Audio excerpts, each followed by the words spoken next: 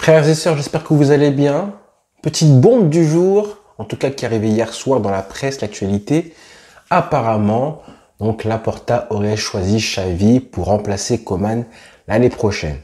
Pour l'instant, c'est juste une rumeur, évidemment. Je vous lis un petit peu la rumeur qui est sortie hier. Donc voilà, la bombe du jour. Laporta aurait choisi Xavi si Koeman ne remportait pas la Liga. Le board, la direction du Barça, donc, a déjà contacté Xavi et lui a demandé de ne pas prolonger avec son club Al Sadd. Une info qui vient de la presse espagnole. Évidemment, qui arrive en plus juste après la défaite face à Grenade, comme par hasard. C'est pas un hasard, évidemment. Moi, je vais vous donner un petit peu mon avis, ce que je pense de cette rumeur-là. Et à la fin de la vidéo, je vous donnerai, moi, si je suis plutôt pour une arrivée de Xavi par rapport à Koeman l'année prochaine. Bon, déjà, évidemment, voilà, que l'info arrive là, comme par hasard maintenant, pour moi, c'est pas une bonne chose. C'est pas une bonne chose. On a quand même encore 5 matchs hyper importants. Donc, imaginez un petit peu l'atmosphère. Comment tu peux changer un groupe, la presse, voilà, ça a quand même une influence en général dans les têtes des joueurs. Ils le savent, ça. Koeman le sait, évidemment. Et tu mets une pression supplémentaire aux joueurs au pire moment. L'équipe, elle a vraiment besoin d'avoir de la stabilité, de la sérénité avant d'aborder les 5 matchs qui restent, parce qu'on est encore en Liga, faut pas oublier. Et il faut se battre jusqu'au bout. Donc voilà, il faut que l'équipe reste dans ses meilleures dispositions possibles. Ça veut dire que peu importe si Koeman part l'été prochain ou pas, faut que Koeman laisse l'équipe en bon état. C'est important que mentalement l'équipe, voilà, que cette saison serve, cette saison de transition serve à quelque chose. Clairement, il faut qu'elle serve et pas que l'équipe soit marquée par l'échec encore une fois, par la déception de perdre un titre. Donc peu importe comment on gagnera ou pas la Liga, à la fin, faut que l'équipe se dise on a fait ce qu'on a pu et malheureusement voilà, même si on l'a gâché un petit peu, faut vraiment que l'équipe sorte avec le moins de regrets possible. Pas qu'on sorte marqué par l'échec comme on l'a été là face au Bayern et tant de fois encore les années précédentes. C'est important. En plus, voilà, on a des joueurs quand même qui sont assez jeunes dans l'équipe. Donc c'est important que les jeunes joueurs qui viennent d'arriver, qui sont en reconstruction, en confiance, en progression, soient pas marqués par l'échec, mais en plus voilà, que les jeunes joueurs donc continuent à se battre, à surfer sur la confiance et à prendre la culture de la gagne et pas la culture de l'échec comme on l'a eu tous les dernières années, le 8-2, etc. Donc voilà, qu'ils apprennent aussi à se battre jusqu'à la fin, parce que là, il reste 5 matchs, donc que ces jeunes joueurs-là et toute l'équipe continuent à apprendre à se battre jusqu'à la fin, au dernier espoir, voilà, au dernier match. C'est important, c'est vraiment important. Donc même si voilà, on n'est pas forcément pour que Koeman reste, faut vraiment pas que l'ambiance générale de l'équipe soit pourrie par ces rumeurs-là. Et voilà, la deuxième chose que je voulais dire, c'est que mine de rien, Koeman, il mérite un petit peu voilà, cette menace, cette épée de Damoclès qui va lui arriver sur la tête, qui lui pend au nez plutôt. Parce que voilà, c'est mérité, je suis désolé de le dire, mais bon, il a fait tellement de choses boulettes pendant la saison. Et là, dernièrement, cette erreur grave face à Grenade, et cette équipe type qu'il a mise, et faire jouer Sergi Roberto, et voilà, et tout un match. En gros, il a offert la possibilité au Real et à l'Atlético Madrid de gagner la Liga, alors que nous-mêmes, on avait les clés en main, les cartes en main plutôt. Donc voilà, comme face au PSG aussi, on en a parlé 10 fois, mais voilà, c'est tellement dur.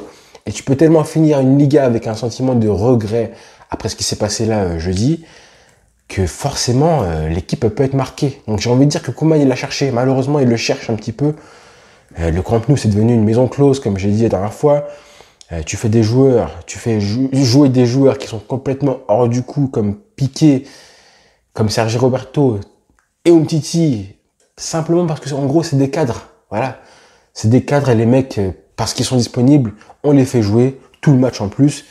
Voilà. En plus, Koeman s'est pris un carton rouge. Donc, niveau crédibilité, t'es pas crédible. Justement, forcément, tu perds un petit peu du crédit auprès des dirigeants. Voilà, on a même entendu apparemment via la presse hier que plusieurs joueurs sont déçus un petit peu de Koeman, surtout sur la façon dont Koeman réagit tactiquement pendant les matchs. Voilà, j'ai lu un petit peu, les joueurs importants du vestiaire sont sortis en colère et déçus de la gestion du match de Ronald Koeman, et ce n'est pas la première fois. Voilà. les joueurs respectent l'entraîneur, mais pensent que sa lecture des matchs peut grandement s'améliorer, ça c'est sûr. Les joueurs pensent qu'ils ont gâché le travail de plusieurs mois. Ça c'est vraiment le sentiment de gâchis qui va sortir si on ne gagne pas la Liga. Ça c'est vraiment insupportable. On est là, on se bat, on fait une remontada, des matchs d'affilée gagnés et tout. Et une fois, parce que voilà, les matchs les plus importants, le Classico et le match qui te permet de passer premier, on les gagne pas. C'est vraiment significatif. C'est les matchs à enjeu où justement on n'arrive pas à passer l'épreuve, le boss final. Bowser face à Mario, on n'arrive pas. Alors voilà, est-ce que moi je suis pour l'arrivée de Xavi l'année prochaine ou pas? Honnêtement, je pense vraiment que si on perd la Liga, je pense que ce sera forcément nécessaire. Je ne vois pas Koeman rester. Je pense que ce sera nécessaire d'avoir un changement de coach l'année prochaine. Parce que déjà, clairement, Koeman il va perdre en plus l'appui de pas mal de personnes au club. Hein. Les supporters déjà, ça c'est sûr, certain. La presse, les socios du club et surtout, évidemment, une partie des joueurs. Ça c'est le pire à chaque fois quand on entend les prémices des joueurs qui ont perdu, enfin, du coach qui a perdu son vestiaire. Bon là, je pense qu'il l'a pas encore perdu, hein. Mais quand quand t'as tes joueurs qui sont moins derrière toi, forcément, là, je pense que c'est un grand signe que là, faut faire une rupture. Moi, je pense que Laporta veut ramener son coach à lui. Je pense que voilà, Koeman, c'est le coach de Bartomeu, même si en soi, c'était un bon choix à l'époque, hein, pas de doute là-dessus. Et Xavi ne voulait pas venir avec comme président Bartomeu, ce qui était compréhensible. Là, maintenant, je pense que Koeman veut une vraie transition, que l'arrivée de Koeman, elle était là pour faire une transition douce, progressive et lente, amener un pansement après le 8-2, l'état catastrophique de l'équipe et de l'effectif à l'époque, ce qui honnêtement, il l'a bien fait. Faut pas oublier tout le travail de Koeman. Hein. Franchement, il s'est vraiment creusé les méninges toute la saison pour que l'équipe progresse, les joueurs progressent. On a eu des jeunes joueurs qui sont arrivés, des joueurs qui se sont affirmés. Ça, merci à lui, clairement. Il le fait tellement bien. Il n'y a pas de souci avec ça, mais il y a aussi des côtés négatifs, faut pas oublier. Et Laporta, il est là pour moi faire une vraie transition. Et Laporta, c'est lui qui va amener la transition, hein. C'est pas Koeman. Koeman fait ce qu'il peut, mais la vraie transition, c'est vraiment Laporta.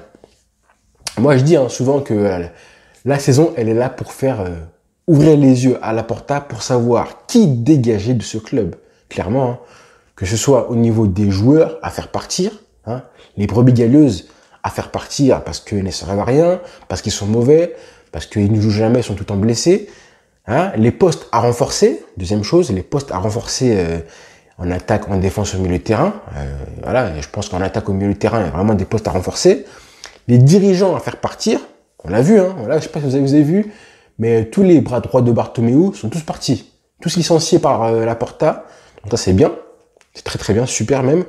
Le staff technique, que ce soit les médecins du club, les préparateurs physiques, les éducateurs, les coachs à la Masia, et évidemment les entraîneurs comme Koeman et le staff technique. Donc voilà, et ça aussi, hein, ça fait partie de Koeman, il va forcément faire partie ou non de la transition amenée par Laporta, qui a clairement plus les clés en main que Koeman.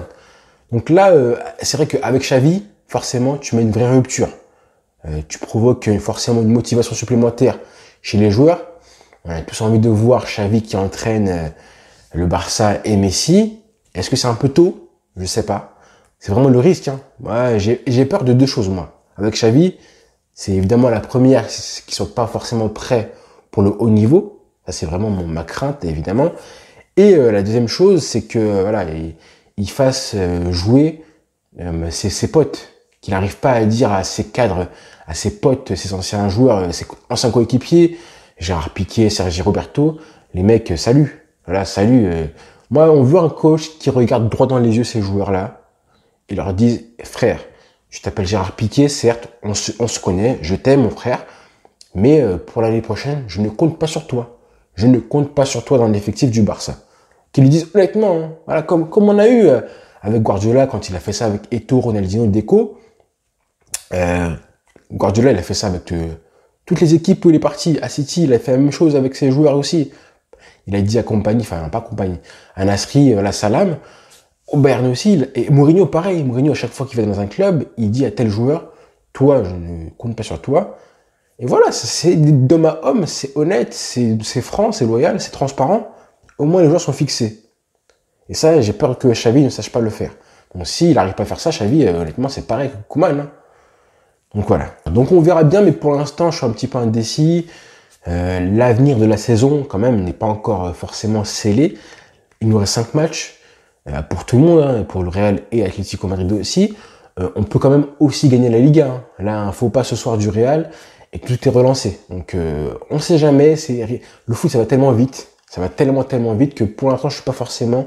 Je me dis que si on gagne la Liga, il peut y avoir un élan, un boost mental quand même sur lequel tu peux surfer pendant encore une saison entière, je pense. Hein. Clairement, un doublé avec un Real qui fait une saison blanche, voilà. Alors que si le Real fait saison avec un doublé Liga, Ligue des Champions, franchement, je ne vois pas comment Laporta pourrait garder Koeman en poste comme ça. Ce serait même décevant, je serais dégoûté pour Laporta qu'il arrive et que dès qu'il arrive, le Real casse sa série en remportant la Liga et la LDC. Honnêtement, je serais dégoûté. On serait tous, tout le monde serait dégoûté. Et même ça aurait une influence sur le choix de Laporta à garder Koeman ou pas. Parce que là, tu te retrouves avec un Koeman qui a offert la Liga et la confiance nécessaire au Real pour aller chercher en plus une C1 2 semaines après. Ce serait horrible. Horrible, les frères. Donc voilà, les frères. Rendez-vous très vite, demain évidemment, face à Valence. Mais attention parce que là, Koeman, il joue très gros, très gros. Et même là, je suis en train de parler, mais tout le monde part du principe qu'on va gagner les matchs face à Valence, Atlético Madrid. C'est pas encore fait, les frères. C'est pas encore fait. Déjà, demain, on verra le caractère de l'équipe à rebondir après une claque comme Grenade. Ça va être important.